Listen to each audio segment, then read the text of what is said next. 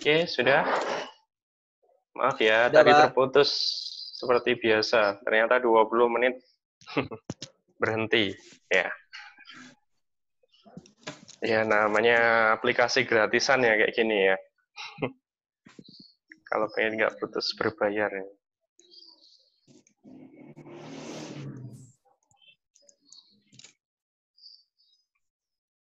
Oke, sudah? Semua? Sudah, Pak. Oke ya. Absen lagi nggak, Pak? Gimana? Absen lagi nggak, Pak?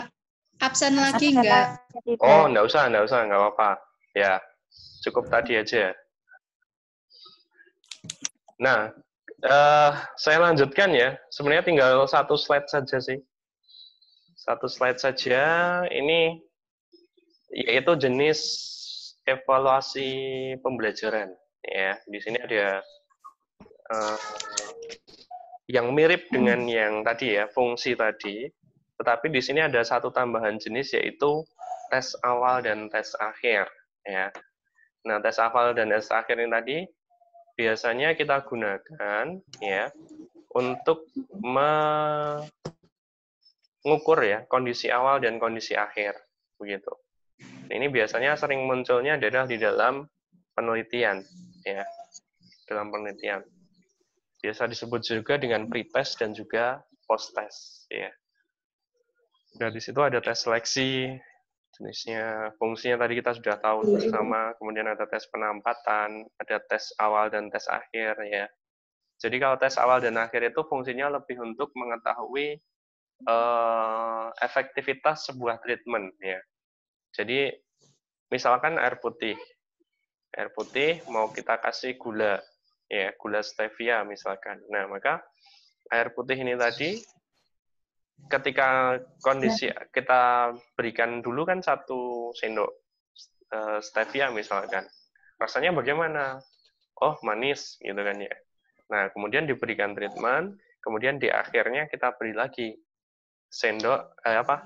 stevia sebanyak 2 sendok. Maka hasilnya seperti apa? Nah, itu untuk mengukur itu.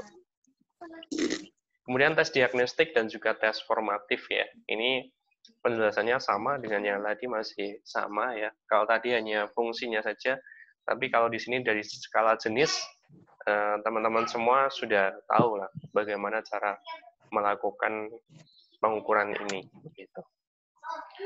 Nah, begitu penjelasan dari Pak Arief. Mungkin ada pertanyaan terlebih dahulu dari materi yang saya sajikan hari ini. Silahkan.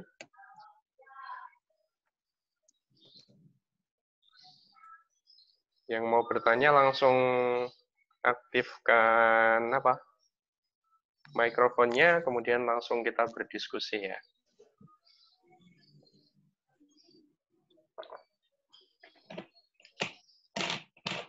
Silahkan.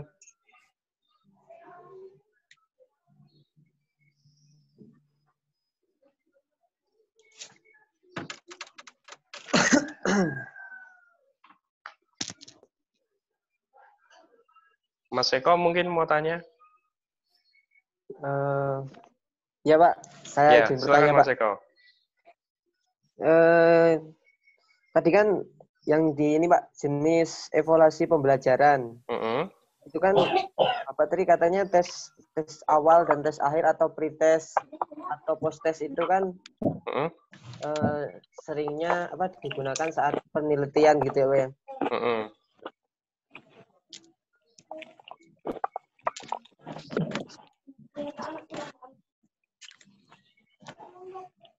Kalau itu maksudnya setiap kali proses kegiatan belajar mengajar itu menggunakan kayak ada pretest dan posttestnya gitu gimana, Pak?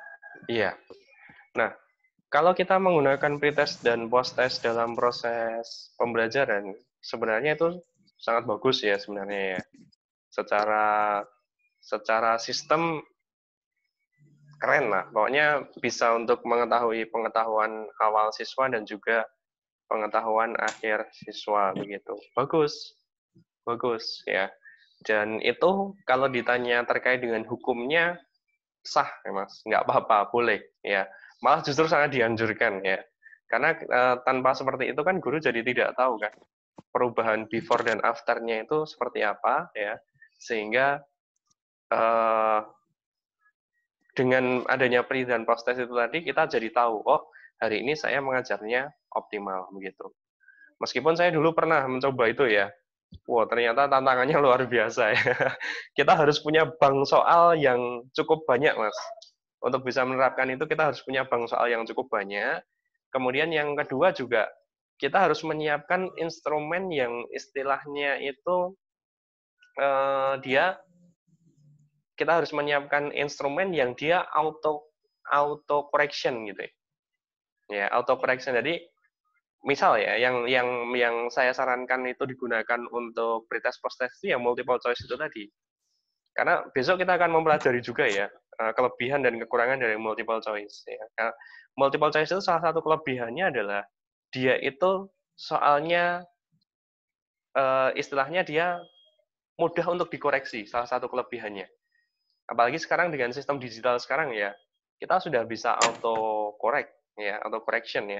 Jadi kita sudah begitu siswa mengerjakan, saat itu juga hasilnya muncul ya. Jadi real time gitu. Kalau soal uraian, bayangkan itu pretestnya soal uraian, post testnya juga soal uraian. Nanti waktu kita habis untuk koreksi, jadi malah tidak mengoptimalkan pembelajaran dan hanya fokus pada penilaian saja. Begitu Mas Eko. Ya. Makasih Pak. Oke. Ada lagi yang lain? Monggo. Materi hari ini.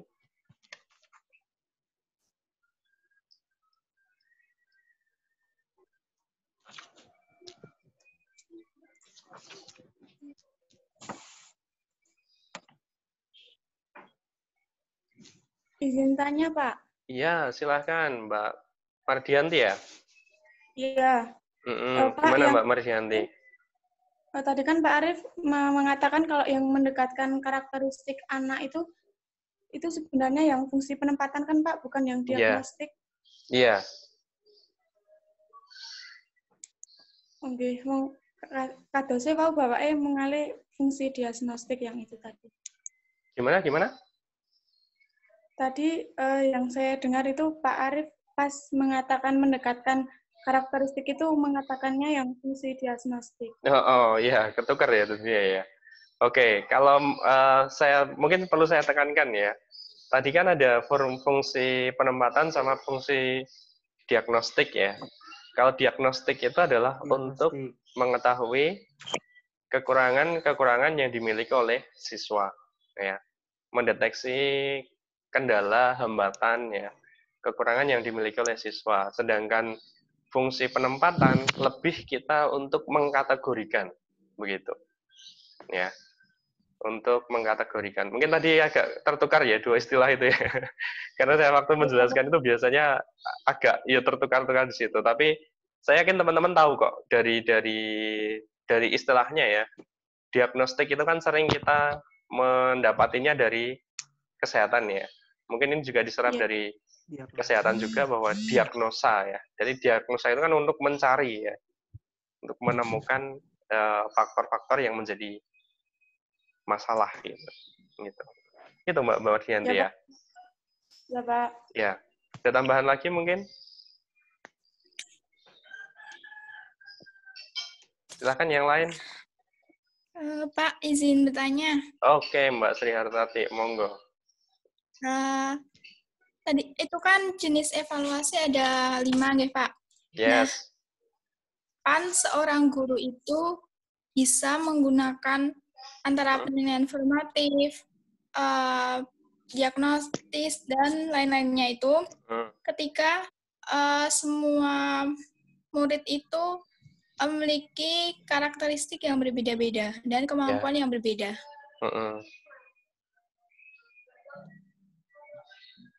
Itu aja. Oh gitu aja. Iya. Iya, seperti itu Mbak. Jadi kalau tadi fokusnya ke fungsi atau ke jenis ya? Kalau Mbak Sri Hartati? Ke jenisnya. Ke jenisnya ya. Iya, nah ini adalah macam ya. Memang macam macam-macam terkait dengan jenis evaluasi ya. Jadi contoh ya, ini kan tidak kelima-limanya kita lakukan di setiap harinya ya. Kalau mungkin yang bisa kita lakukan di setiap harinya itu salah satunya adalah pretest dan post-test ya, atau mungkin tes diagnostik juga bisa. Tapi kalau untuk tes seleksi dan penempatan kan mungkin itu hanya bisa setiap tahun sekali ya. Jadi kalau dulu saya pernah masih ingat itu waktu saya SMA itu kelasnya itu berubah-ubah gitu ya, berganti-ganti. Karena apa? Ada penjaringan, kemudian ada waktu itu ada kelas IPA dan IPS. Nah, itu kan fungsi penempatan juga. Nah, dia menggunakan data-data dari tes formatif ya, formatif. Sekaligus juga itu memanfaatkan juga tes diagnostik ya. Sehingga di situ kita bisa memanfaatkan data-data itu untuk menentukan proses penempatan itu tadi. Kalau seleksi sudah jelas ya di awal ya. Tetapi kalau tes yang diagnostik dan formatif itu tadi kan dia sifatnya lebih mungkin rutin kita lakukan. Apabila kita mendapatkan indikasi siswa kita itu misalkan, oh ternyata siswa ini ada masalah, nah itu diadakan tes diagnostik. Gitu ya Mbak Sri Hartati ya?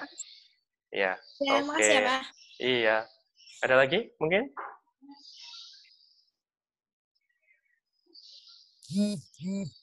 Oke, Mbak Rahma Aulia ini, resen ya? Iya, Pak. Iya, gimana Mbak Rahma Aulia? Ini, Pak. Kan kalau misalkan kan tadi dijelaskan mengenai fungsi formatif itu ketika guru itu harus mengoreksi dirinya sendiri ya, Pak.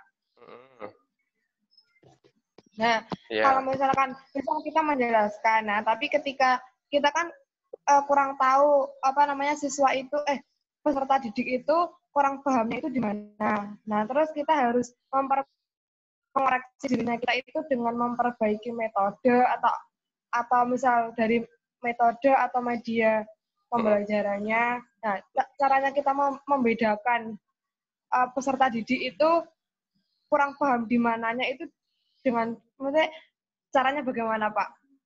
Oke, ya. Intinya adalah fungsi formatif ini tadi ya. Ini secara teknis bagaimana begitu ya? Iya. Iya, Mbak. Bagaimana diterapkan begitu ya? Nah, jadi begini, Mbak. Di dalam penilaian ya, kita kan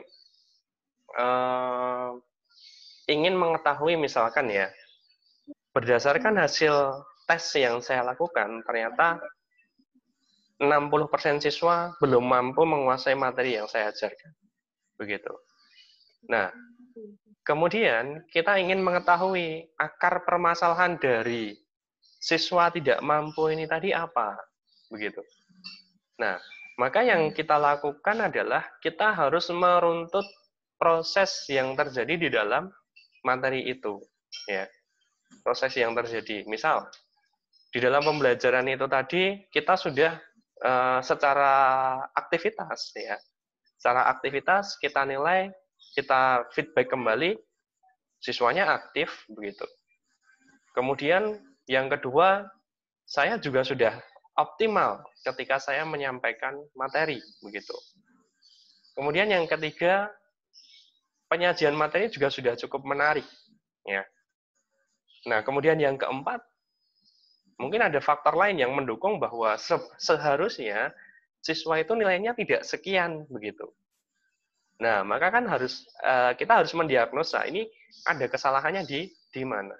Nah, maka kita bisa mengumpulkan informasi ya dengan menggunakan sampling ya. Kita tanya pada siswanya, "Dek, kok kamu biasanya dapat nilai bagus? Hari ini kok nilainya kenapa ya?" gitu. Nah, dari situ kita tahu begitu. Tahu mungkin yang disampaikan adalah, oh iya Mbak, kemarin saya habis dari pulang outbound kecapean misalkan. Sehingga ketika saya ikut kuliah ini, ya ikut dengan waktu ujian ini, saya jadi tidak fokus karena saya masih merasa kelelahan. Nah, maka ada faktor pengaruh dari luar, begitu. Ya. Jadi kita bisa mendiagnosa itu. Tetapi bisa jadi juga ya, faktor penyebabnya itu berasal dari guru. Tetapi kan di situ kita harus mengumpulkan, namanya ada teknik pengambilan data itu namanya kalau dalam penelitian triangulasi data dan triangulasi sumber. Ya, triangulasi metode, triangulasi sumber. Metode itu bisa kita wawancara, bisa kita observasi. Ya. Tapi kalau dalam pembelajaran kayaknya lebih efektifnya adalah kita melakukan wawancara, ngobrol dengan siswanya, gitu. Dan kita juga, kita itu ketika dalam proses pembelajaran itu kita juga harus jujur ya. Jangan hanya melihat dari sisi, wah, saya optimal begitu. Saya sudah keren banget nih pembelajarannya gitu ya. Itu kan menurut kita. Tetapi kalau menurut orang lain belum tentu mereka mengatakan hal yang sama ya. Nah, maka itu Mbak Rahma Aulia kalau pengen mengetahui sumber permasalahannya, memang triangulasi data dan triangulasi metode itu tadi harus dijalani ya. Atau enggak tanya ke teman sejawatnya. Kalau mungkin peserta didiknya sudah dewasa, kita tinggal menyebar survei ya. Kayak kemarin Pak Arif membagikan form penilaian kepada dosen itu untuk mengetahui, oh pembelajaran saya itu seperti apa sih, gitu. Membebani tidak, kemudian siswanya senang atau tidak. Nah itu salah satunya akan digunakan sebagai dasar untuk perbaikan program, begitu. Ya, jadi Terima kasih, Pak. Iya, banyak cara ya Mbak ya. Gitu, gitu Mbak Rahma ya? Iya Pak, terima Ya. kasih. Oke. Ada lagi yang lain, monggo? Saya lagi, Pak. Oke, Mas Eko lagi ya? Ya, Pak. Ini terkait Ya. tentang dengan 8 prinsip penilaian, Pak. Yes, prinsip ya. Iya, Pak. Di situ kan ada salah satu prinsip yang ke-7 itu terbuka, transparan. Kalau misalnya dari salah satu prinsip itu tidak digunakan atau tidak ada saat proses penilaian itu, maksudnya nilai itu kan tidak terbuka gitu Pak, itu apakah ada seperti seperti kekurangan atau mungkin perbedaan apabila prinsip itu digunakan gitu Pak? Oke, ya. Ya, yang terbuka Pak, transparan. Yang terbuka ya, cukup yang terbuka saja. Nah, terkait dengan keterbukaan penilaian di sini, saya menjelaskannya adalah ketika kita terbuka, paling tidak adalah terbuka kepada pihak-pihak yang berkepentingan. Ya, jadi kalau di sini saya lebih menekankannya adalah pada trust, ya, kepercayaan seseorang, ya, dan itu akan sangat mempengaruhi sekali loh ya.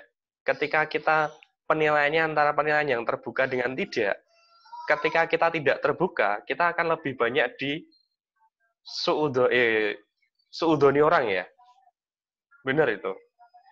Nah, maka kalau di sini sudah namanya adalah prinsip ya Mas ya. Kalau prinsip itu adalah ya prinsip ya, harus ada gitu. Ya, kalau itu tidak ada, maka nanti penilaiannya akan menjadi goyah begitu. Contoh sederhana. Saya ambil contoh selain terbuka ya. Saya ambil contoh selain terbuka dulu. Contoh valid. Nah, contoh misalkan valid ya Mas ya. Mas Eko adalah seorang juragan beras gitu ya. Juragan emas lah ya. Juragan emas. Kemudian Mas Eko ini selalu menimbang emas itu dengan menggunakan timbangan beras misalkan. Nah, ketika ada orang datang, Mas Eko saya mau jual emas gitu ya. Sebongkah emas ya, yang dia mungkin beratnya hanya 5 gram. Kalau ditimbang dengan menggunakan timbangan beras, kira-kira masuk nggak? Enggak, Pak. Bergerak nggak alatnya? Nggak valid. Nggak akan bergerak ya. Nah, maka ketika kita kehilangan itu, maka trust dari penilaian itu tadi menjadi kurang. Ya. Contoh lagi adalah ketika kita terbuka ya. Ketika kita terbuka. Saya misalkan adalah seorang juragan beras gitu ya. ketika ada seorang pembeli, Mas beli beras 5 kg gitu ya. Saya nimbangnya itu di balik layar gitu ya. Di balik layar kita timbang gitu kan. Nah, kira-kira kalau teman-teman semua jadi seorang pembeli, kira-kira ragu nggak dengan hasil timbangan saya? Ya. Nah, itu keterbukaan seperti itu, Mas. Jadi, ketika kita ada bagian yang kita tutupi dalam proses penilaian itu tadi, ya, atau tidak kita penuhi, tentunya itu akan sangat berdampak kepada kepercayaan dari hasil penilaian kita, gitu. Ya.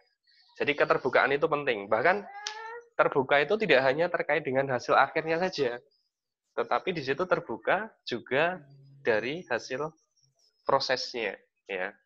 Makanya kemarin saya kembangkan sistem penilaian transparannya adalah by proses gitu ya. Jadi step by step-nya ada begitu. Begitu Mas Eko. Iya, Cukup Pak. jelas? Terima mungkin? kasih, Pak. Iya, oke. Nah, begitu teman-teman. Ada lagi mungkin? Sudah, Pak. Cukup ya? Cukup. Cukup ya? Oke, teman-teman. Terima kasih sekali. Menarik sekali ya diskusi dengan kelas 4B ya ini ya? B, Pak. Iya. Oke, Pak. 4B. Selalu seru ya kalau dengan 4B ya. Nah, mungkin itu teman-teman. Mungkin Pak Arif bisa menyampaikan itu ya. Nanti, tapi kuliah online ini tadi tidak hanya sekedar kuliah online ya. Nanti kita juga kalau misalkan ada kesempatan untuk tatap muka, kita akan menekankan poin-poin yang mungkin tidak bisa saya sampaikan via conference ini gitu ya. Jadi mungkin nanti akan saya tekankan lagi sehingga teman-teman ketika nanti menjadi guru bisa melaksanakan proses penilaian yang benar-benar akuntabel ya, bisa dipertanggungjawabkan dan sebagainya gitu. Gitu ya. Terima kasih semua ya atas partisipasinya dan mohon maaf mungkin dalam menyampaikan Pak Arif masih kurang jelas atau mungkin ada banyak kendala. Saya mohon maaf. Mungkin saya tutup. Wassalamualaikum warahmatullahi wabarakatuh.